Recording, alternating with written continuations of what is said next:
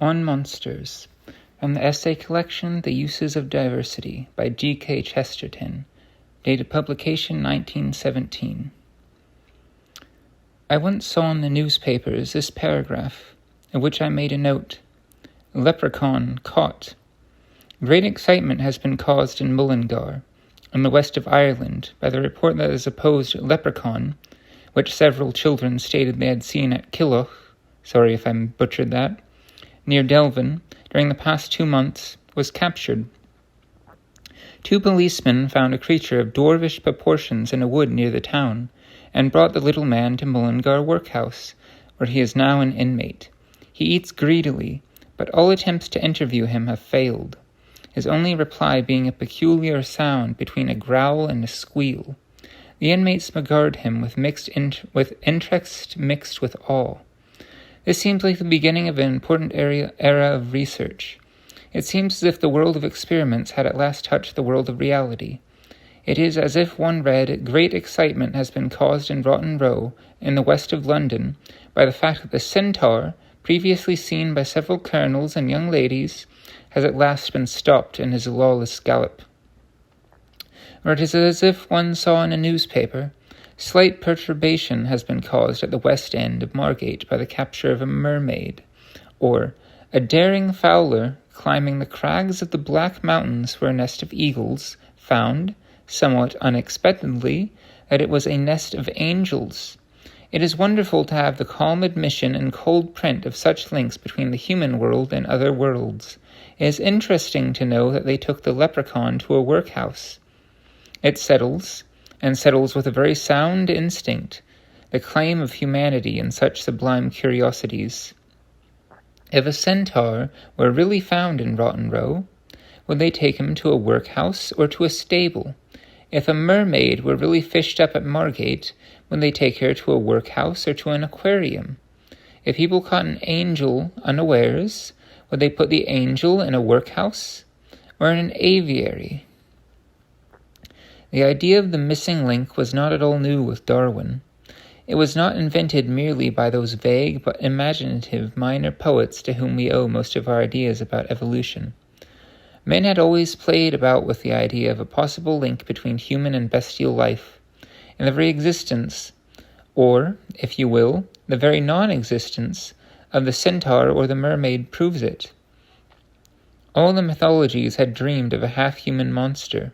The only objection to the centaur and the mermaid was that they could not be found. In every other respect, their merits were of the most solid sort. So it is with the Darwinian ideal of a link between man and the brutes. There is no objection to it except that there is no evidence for it. The only objection to the missing link is that he is apparently fabulous, like the centaur and the mermaid, and all the other images under which man has imagined a bridge between himself and brutality. In short, the only objection to the missing link is that he is missing. But there is also another very elementary difference. The Greeks and the medievals invented monstrosities, but they treated them as monstrosities. That is, they treated them as exceptions. They did not deduce any law from such lawless things as the centaur or the merman, the griffin or the hippogriff. But modern people did try to make a law out of the missing link. They made him a lawgiver, though they are hunting for him like a criminal.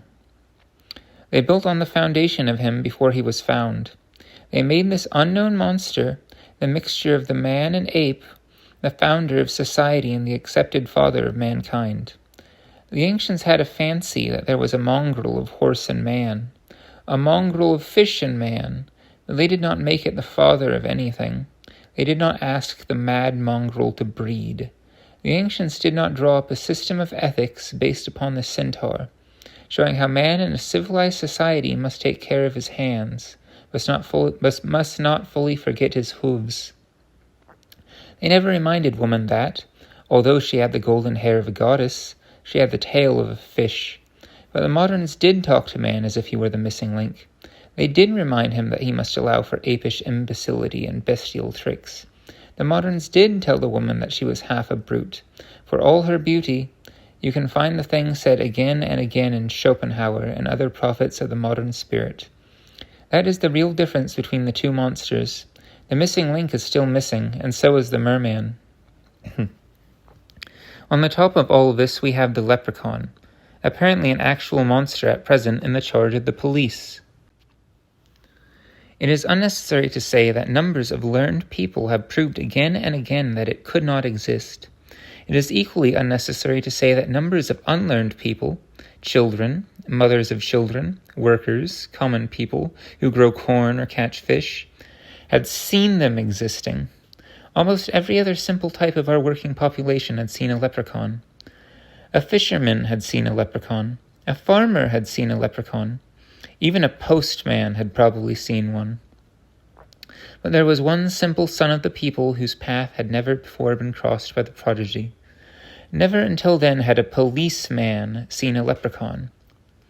It was only a question of whether the monster should take the policeman away with him into Elfland, where such a policeman as he would certainly have been fettered by the fatal love of the fairy queen, or whether the policeman should take away the monster to the police station. The forces of this earth prevailed.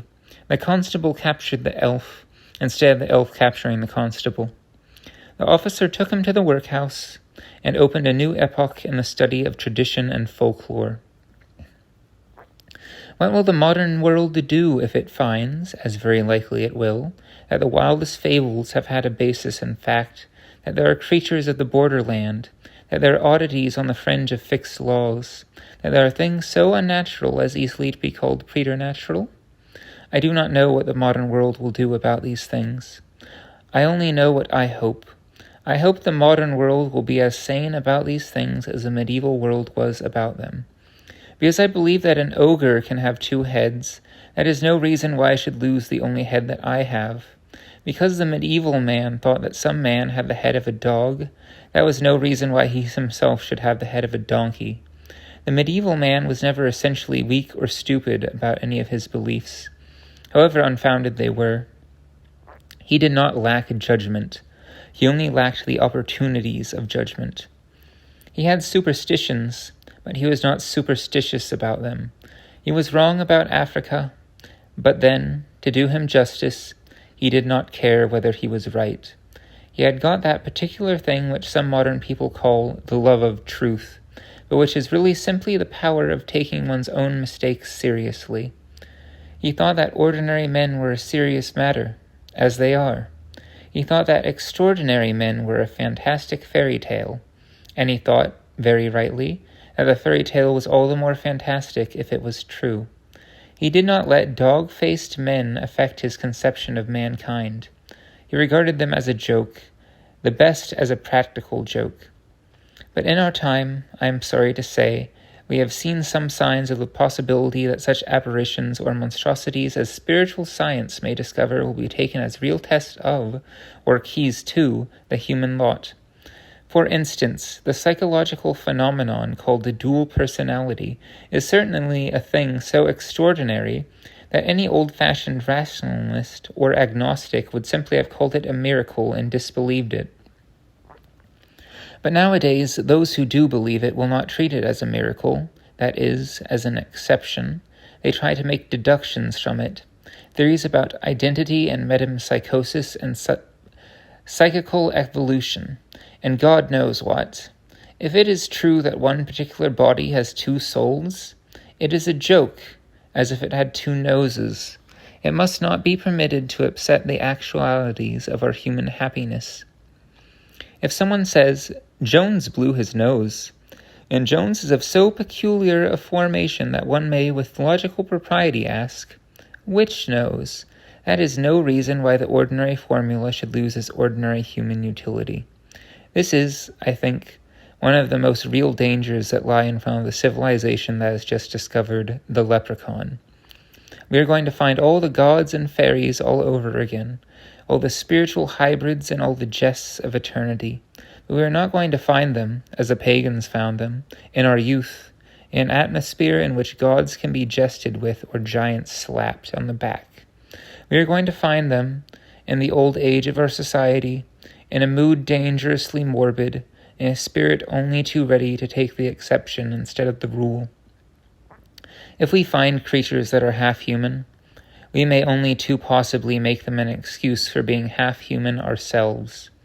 I should not be very painfully concerned about the leprechaun if people had thrown stones at him as a bad fairy, or given him milk and fire as a good one. But there is something menacing about taking away a monster in order to study him. There is something sinister about putting a leprechaun in the workhouse. The only solid comfort is that he certainly will not work.